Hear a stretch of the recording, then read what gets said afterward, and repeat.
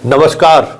संतोष की रिपोर्ट में आप सबों का स्वागत है। और आज हम संतोष की रिपोर्ट में बात उस रिपोर्ट की करने जा रहे हैं जिस रिपोर्ट की चर्चा अंतर्राष्ट्रीय फलक पर हो रही है और मसला बिहार से जुड़ा हुआ है। दशकों बाद ऐसा होगा कि बिहार के किसी मुद्दे पर अंतर्राष्ट्रीय फलक पर बहस हो रही है। अंतर्राष्ट्रीय चैनल उस खबर को प्रमुखता से दिखा रही है। अंतर्राष्ट्रीय चैनल में इस खबर को लेकर डिबेट हो रहा है। जान से मारने की धमकी तक दी जा रही है। राष्ट्रीय स्तर के भी कई चैनल इस खबर को लेकर लगातार डिबेट चला रहे हैं। ट्वीट भी हो रहा है। मीडिया अपने तरीके से खबरें भी बना रही है। फिर भी हम लोगों के शब्दों में मामला लहक नहीं रहा है, मतलब जोर नहीं पकड़ पा रहा। हम बात नियुक्ति पत्र वितरण के दौरान मुख्यमंत्री ने एक मुस्लिम डॉक्टर के हिजाब उतारने की जो उन्होंने कोशिश की, उस खबर को लेकर कर रहे हैं। उस खबर पर बहुत सारे लोगों की प्रतिक्रिया भी आई है, बहुत सारे पक्ष और विपक्ष दोनों के। लेकिन बड़ा सवाल यह है कि मुस्लिम आइडेंटिटी पर किसी राज्य के मुख्यमंत्री ने जाने अनजाने ही सही हमला किया है, फिर भी पूरे देश में जिस तरीके से खामोशी देखने को मिल रहा है, यह अपने आप में एक बहुत बड़ी बात है। क्योंकि मुस्लिम आइडेंटिटी को लेकर जो एक पागलपन भी कह सकते हैं, मतलब पागलपन उस असर जुनून या पागलपन, उसके लिए मुस्लिम समाज किसी भी हद तक जाने को तैयार होता है उनके मुस्लिम आइडेंटिटी पर अगर कोई हमला बोलता है तो। फिर भी नीतीश के इस व्यवहार को लेकर मुस्लिम समाज जितने संजीदा ढंग से विरोध भी कर रहे हैं और समर्थन कर रहे हैं, वो हैरान करने वाली है। बात अल जजीरा तक चला गया है। पाकिस्तान का एगो क्रिमिनलवा जान मारने की धमकी तक दे दिया है। जावेद अख्तर जैसे लोगों की भी प्रतिक्रिया आ गई है। डिम्पल सपा सांसद की भी प्रतिक्रिया आ गई है। राखी सावंत से लेके कई और हीरोइन की प्रतिक्रिया आ चुकी है। लेकिन अक्सर इस तरीके के मुद्दे को लेकर अलीगढ़ यूनिवर्सिटी, जामिया मिलिया यूनिवर्सिटी, इन सब जगहों से जो आवाज़ उठती थी, वो आवाज़ें इस तरीके से नहीं उठ रही हैं। हाँ, मुफ्ती मोहम्मद बोल दी, टुकड़े टुकड़े में कहीं कहीं कोई बयान आ रहा है, लेकिन मास लेवल पर इस मुद्दे को लेकर ना तो कोई संगठन सड़क पर आता हुआ अभी तक दिखा है और ना ही उस कोई फतवा जारी कर दे या फिर कुछ अनर्गल बयान कर दे, दूर दूर तक दिखाई नहीं दे रहा है।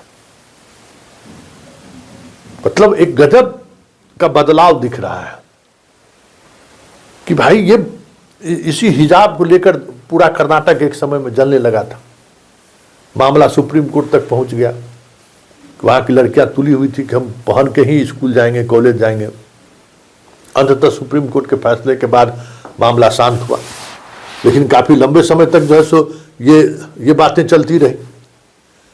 तो इस तरीके की बातें जो देखने को मिल रहा है, वो नीतीश के मसले पर, नीतीश के मुद्दों पर, वो एक होता नहीं, ये आक्रोश या फिर भड़काऊ बयान दूर दूर तक दिखाई नहीं दे रहा है। यहां तक कि ओवैसी जैसी पार्टी, AIM के नेता ओवैसी भी अभी तक इस मुद्दे पर जुबान नहीं खोला है। न राहुल, न प्रियंका, न तेजस्वी, न लालू यादव। बिहार में भी इस मुद्दे को लेकर बहुत तनातनी नहीं है, जबकि उस लेडी डॉक्टर का बहुत ही इमोशनल खबरें परोसी जा रही हैं मीडिया में कि भाई उनके वो अब नौकरी नहीं करेगी, अब वो छोड़ देगी, अब वो बिहार लौट के नहीं आएगी, इतना ज़्यादा मानसिक स्ट्रेस पे वो है। आज तक कभी कॉलेज भी जो है बिना हिजाब पहने वो नहीं गई। कई तरह की स्टोरियाँ चल रही हैं और ये सारी स्टोरी ऐसी स्टोरी है जो इमोशनली किसी समाज को, मुस्लिम समाज को हर्ट पहुंचा सकता है। और जो खास करके महिलावादी संगठन है उसके लिए तो समझिए कि ये संजीवनी का काम करने वाली बात थी। लेकिन न महिला आयोग, न बिहार का, न राष्ट्रीय महिला आयोग, यानी तो जो महिलाओं की आज़ादी को लेकर जो बड़ी बड़ी बातें करते हैं ऐसे लोग, या मुस्लिम संगठन में ही जो बुखारी टाइप के लोग हैं, कहीं किसी की कोई प्रतिक्रिया नहीं आ रही है। और जो प्रतिक्रिया आ भी रही है वो औसत दर्जे के लोगों का आ रहा है, मतलब वो उस लेवल के लोगों का नहीं आ रहा है। जावेद अख्तर की प्रतिक्रिया आई, लेकिन सवाना आजमी की इस पर प्रतिक्रिया नहीं आई है। जावेद अख्तर ने कहा है कि भाई हम खुलेपन के पक्षधर हैं, लेकिन नीतीश कुमार ये गलत, कि इनको माफी मांगना चाहिए। तो आखिर इसका मतलब क्या है?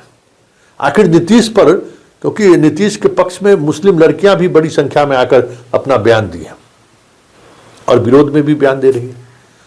तो ऐसे में सवाल उठता है कि आखिर नीतीश में रखा क्या है कि इतने सेंसिटिव मुद्दों पर, एक ऐसा धार्मिक विषय है, मुद्दा है जिस पर दुनिया अगर जल जाता है, किसी एक मुद्दों पर पूरी दुनिया में आग लग जाता है, उस इशूज पर पूरा देश खामोश है। क्या वाकई में देश बदल रहा है? फिर देश की सियासत अभी इस मोड़ पर, चौराहे पर खड़ा है कि वो समाज या वो धार्मिक प्रवृत्ति वाले लोग ठिठके हुए हैं कि नीतीश कुमार पर अगर हम हमला करेंगे इसका लाभ बीजेपी को मिल जाएगा, नीतीश कुमार की घेराबंदी करेंगे तो ऐसा ना हो कहीं कि बीजेपी की सरकार बिहार में बन जाए। कई तरह के सवाल हो रहे हैं और उन तमाम सवालों पर अगर आप गौर करिएगा ना, तो एक जो महत्वपूर्ण सवाल सामने आ रहा है कि सिर्फ नीतीश कुमार पर हम हमला करेंगे तो बीजेपी की ही सरकार बन जाएगी, ये तो एक नैरेटिव है और एक मुसलमानों के अंदर ये बातें चल भी रही हैं। लेकिन उससे कहीं बड़ी बात यह है कि पिछले 20 वर्षों के दौरान नीतीश कुमार ने महिला सशक्तिकरण के फील्ड में जो उन्होंने काम किया है, उसमें उन्होंने न जाति देखा न धर्म दिखाया। आज जो लड़की जो डॉक्टर बनी है वो भी 33% रिजर्वेशन जो महिलाओं को मिला है शैक्षणिक संस्थानों में, टेक्निकल इंस्टीट्यूट में, उसी का लाभ लेकर वो नौकरी डॉक्टर बन गए। और ऐसे एक दो नहीं, हजारों लड़कियां इस तरीके से मास्टर, प्रोफेसर, मतलब आज बिहार में अगर आप किसी दफ्तर में पहुंच जाएं तो आपको लगेगा नहीं कि महिला और पुरुष में संख्या में कौन ज्यादा है। स्कूल वगैरह में तो बराबरी की बात हो गई, पुलिस में तो बराबरी वाली स्थिति हो गई। पुलिस में तो एक दौर में 11,000 सिपाही बहाली हुई, उसमें 9,000 महिलाएं बहाल हो गई थी। तो ये सारी चीजें ऐसी हैं जिनके सहारे नीतीश कुमार की महिलाओं के बीच इस तरीके की छवि है, इतनी प्रोग्रेसिव छवि है कि चाहकर भी मुस्लिम धर्मगुरु हो या मुस्लिम आइडियोलॉग हो, बुद्धिजीवी हो, जो इस तरीके के मुद्दों को लेकर अक्सर आक्रामक हो जाते हैं।